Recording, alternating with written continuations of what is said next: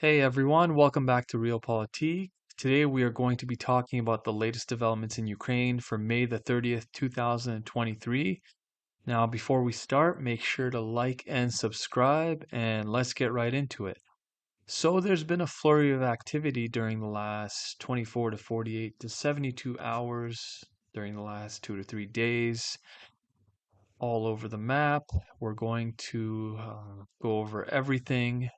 Well, not everything, but as much as possible in a brief period of time. So let's just look at the map quickly. The Russians are launching missiles from the territory they control in Ukraine. Um, I mentioned in the last video this settlement Shebekin in Belgorod, and there's more activity here. The Ukrainians really seem to be focusing on targeting this town for whatever reason. I mentioned in the previous video, S-200 debris found in some villages near Belgorod. So, I don't know if this is debris from the Russians or the Ukrainians are just launching older missiles at Russian territory. I'm not sure because, as you know, the Russians have previously launched S-300 missiles at Ukrainian targets. These are air defense missiles, but you can launch them at various targets as well. So I don't know if this is the Ukrainians doing it or what. But anyways, if it is the Ukrainians, we'll probably see more of it soon. Um, in Moscow, we're going to get to this, but in Moscow, there was a flurry of activity. Air defenses were activated. The Ukrainians launched several dozen drones at Russian territory, and a lot of them were shot down, but they did cause some damage, as you can see here, for example. Um, Anyways, yeah, we're gonna get into more details regarding that. No, sorry, this was Kiev. This was in Kiev, and let's look at Moscow quickly.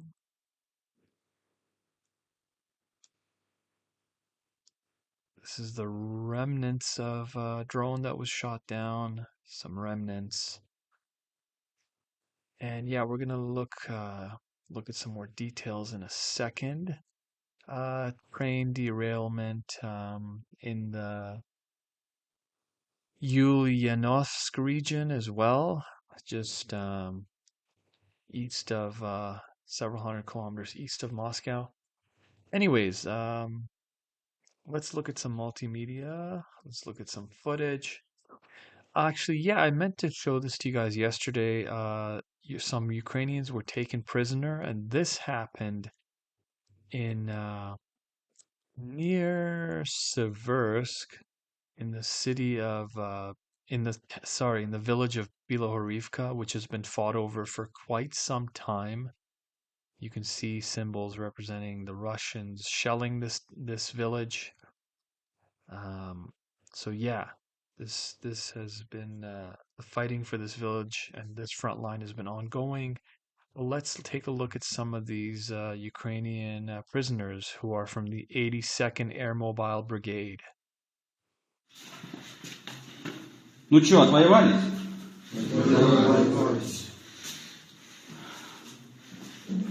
Turn the volume off not to get a copyright strike.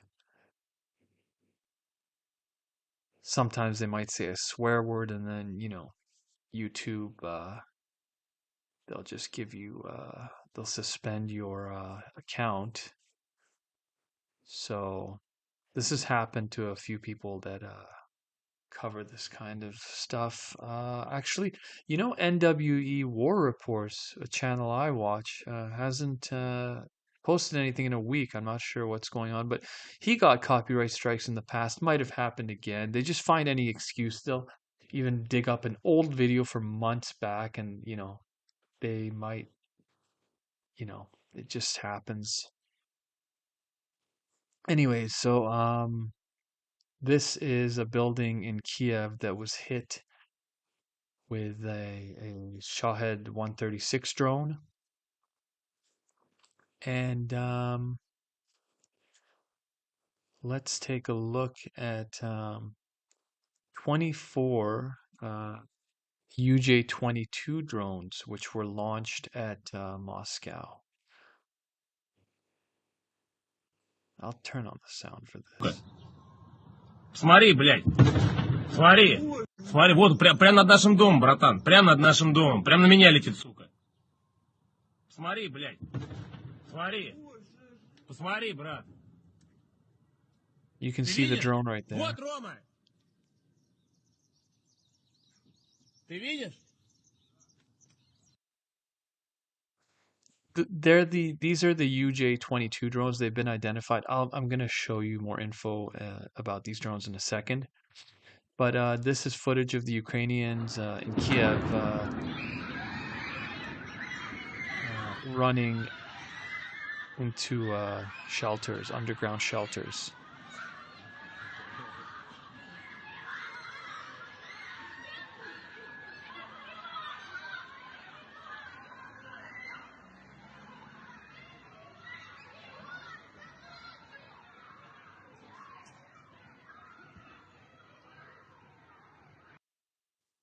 There's that. Let's look at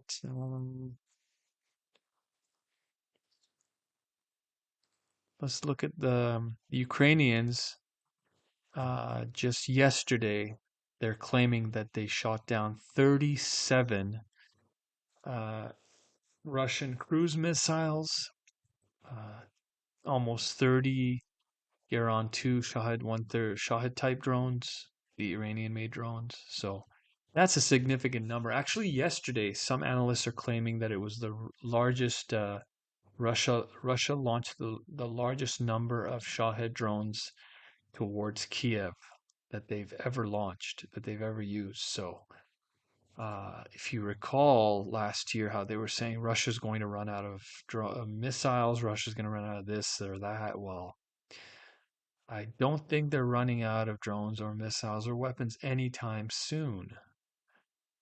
Now, let's look at this. This was from 2 days ago. 52 Shahed 136 drones. And recently, I saw footage of a facility in Russia where they're producing 1,000 drones a month. That may be exaggerated. I'm not sure what sort of kind of drones they were referring to, but they're also saying the Russians are also claiming that they're going to produce over 1,000 tanks this year. So if the Russians are producing anywhere close to these kind of numbers, I mean, Ukraine's in big trouble if the Russians are actually able to produce weapons at those kind of rates, especially because you look at Russia's population, 140 million, right? Ukraine's population, some analysts are saying it's something like 20 million now or less. I've done the math. I should be like 25 to 30 million, but no more than really 30 million. If you just consider the population before the war, you consider how many migrants have left, according to the UN, there shouldn't be any more than around 30 million, right? So, 140 million population, then there's 30 million. The only reason Ukraine is still in the game is because of NATO. That's the truth. But anyways, I mean, 52 Shahed drones shot down. I'm not saying it's not true, but there's no evidence that this many drones were shot down.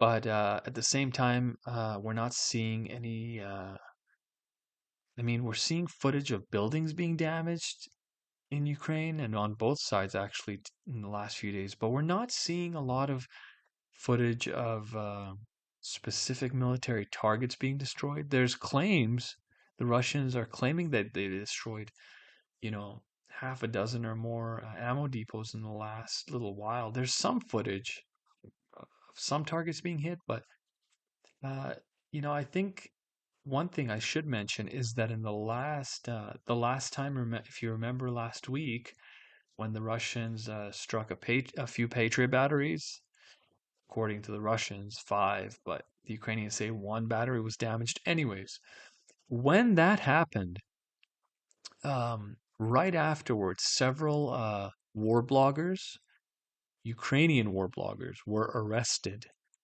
And you know why? It's because in Ukraine, it's illegal to film anything related to the military, especially if something's destroyed or damaged. You're not allowed to film it. Um, obviously it's obvious why. It's because there's a psychological war going on. There's a war being waged, a propaganda war for the hearts and minds of people all over the world. And yeah, I mean, it, you, sometimes it's like that saying, if a tree falls in the forest and no one sees it, did it happen? So it's not good for morale when there's footage of your equipment and your base is being destroyed, right? So, yeah, I mean, really, the Ukrainians are saying those war bloggers, they gave up. They put out some information that was to help the Russians target the Patriot batteries. But come on, do you buy that? I mean, the Russians have satellites that could read. The Russians literally have spy satellites that can read the writing on tombstones, right? They have satellites. They have spies on the ground. They don't need war bloggers to tell them to find out where the Patriot batteries are, right? So I'm pretty sure the Ukrainians are just doing it because it's part of the propaganda war. They don't want anyone releasing footage of anything that makes them look bad.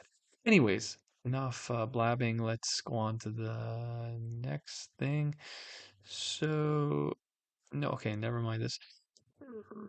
All right, so this is a map by Rybar, and it shows all the various targets that have been hit during the last 2, 3 days in Kiev, obviously. And let's talk about some of this. So, the Russians are saying that an ammo depot and aviation equipment was struck in the Ozerne Air Base near Zhytomyr, and you can see Zhytomyr just west of Kiev, the Ozerne Air Base, right? So ammunition and aviation equipment there. In Khmelnytsky, this was the city in the west of Ukraine where there was a massive mushroom cloud, probably the biggest mushroom cloud of the entire war, where allegedly $500 million worth of NATO ammunition was destroyed. Now, an airfield was hit, and a runway was damaged, and 5 aircraft were destroyed, according to the Russians. Of course, the Ukrainians will deny this. In Kiev, um, in Giuliani Airport, I'm butchering the name, but Giuliani Airport, a Patriot missile launcher was targeted and damaged, and we realistically don't know to what extent it was damaged. Um, anyways, aside from that, you can see the Russians have used drones and missiles and targeted multiple cities throughout Ukraine, all over Ukraine. So from Odessa to Kiev and central Ukraine, everywhere basically. And the Ukrainians are mostly focusing on Belgrade, but today they also struck Moscow. We're going to talk about that in a second. Anyways, here's some footage I'm going to show you. And this footage I'm going to show you is from Pervomaiske. Where's that? Adivka. So near Adivka, just west, near the settlement of Pervomaiske, the Russians They basically uncovered, they found out where a Ukrainian headquarters was located, a command center. It was in a house and allegedly, and they destroyed it. So here's the footage.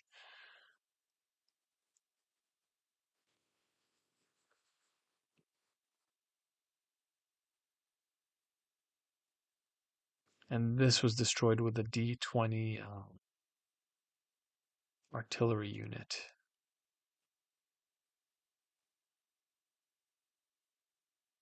So the Russians have refurbished a lot of older artillery units, and a lot of these are extremely accurate when they have even quadcopter drones correcting their fire. They can be extremely accurate because they'll launch, they'll find the exact coordinates, um, and if the first shell misses, they'll know by how much in which direction, so they'll correct it, and it can be extremely accurate. You can just see how accurate this was. The first hit was a direct hit.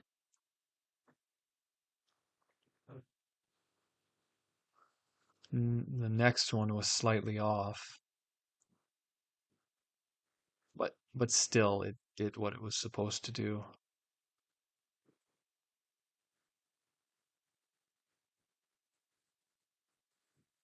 And I'd be surprised if anyone in there would not be dead or crippled. I mean, they'd be very lucky to survive that.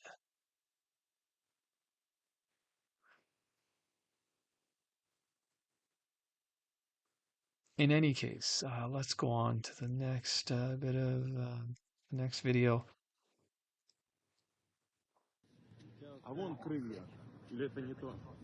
This is in Moscow. Basically, remains of a drone.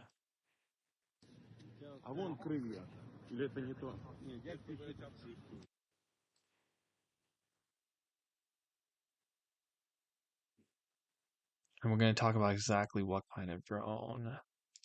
Just 1 second. Again, this is in Moscow. This was today. You can see the end result. A residential building was hit. I don't know if on purpose or just debris, but you can see. Anyways, let's go to the next bit of footage. Turn on the sound.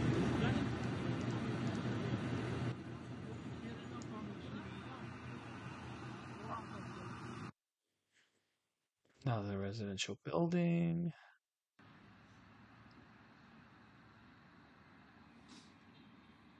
That's the same building. The very top was struck.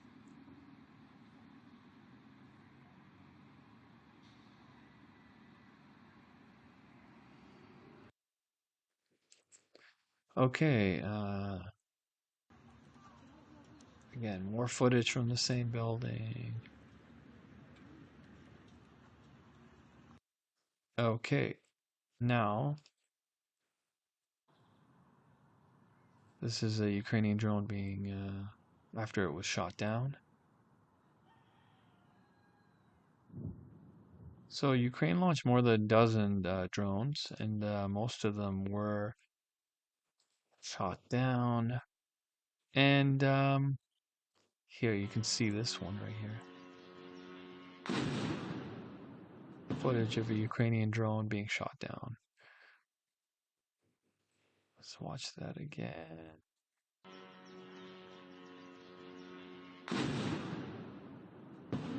Direct hit. So what kind of drones are these? These are the UJ-22 Ukrainian-made drones. As you can see right here on the bottom, they carry these munitions which are, from what I've read, also compatible with RPGs. I thought they were mortar munitions, but yeah, they're RPG munitions. And it flies over the target and drops it. And yeah, this drone, I mean, it's not meant to be a suicide drone, but They're sending them on one-way missions. The Ukrainians are sending them on one-way missions because I think this has a range of about 600 kilometers, and Moscow's what? No, sorry. Was it 600 or 800? Anyways, this is another picture of the drone. Let's look at the specs. So this is the UJ-22. I think it was 600 to 800 kilometers. But here, here's the specs. So yeah, it's let's see, 7 hours endurance. 800 kilometers, yeah. So 800 kilometers, but Moscow is about 600 kilometers from the Ukrainian border, I believe. So yeah, that's a one-way trip. So these drones, these are not kamikaze drones. And in comparison to the Iranian, the Shahed drones, they're not nearly as stealthy, not even close. And I don't know, was this it seems kind of like an act of desperation, like Ukraine decided, you know what, Russia's hitting us with drones nonstop. We have to respond. But then it's kind of a waste because these drones are meant to be reused. They're meant for reconnaissance and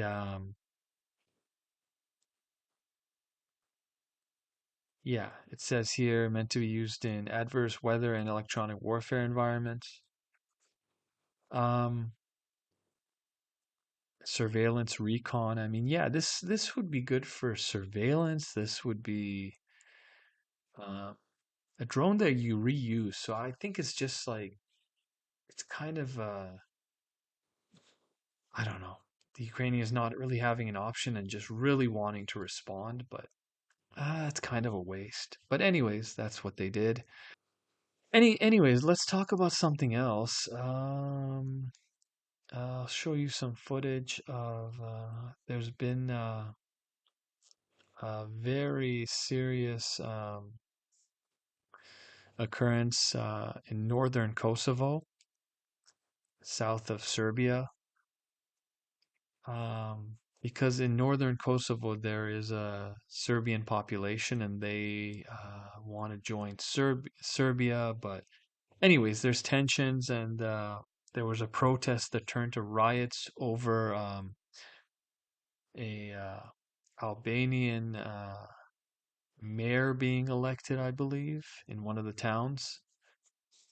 And let's just look at the footage because it's really intense. If I can find it, give me a second here.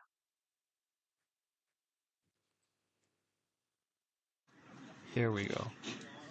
So a few dozen, a few dozen. They're not peacekeepers. They were referred to as peace. Some people refer to them as peacekeepers. They're saying they're Italian.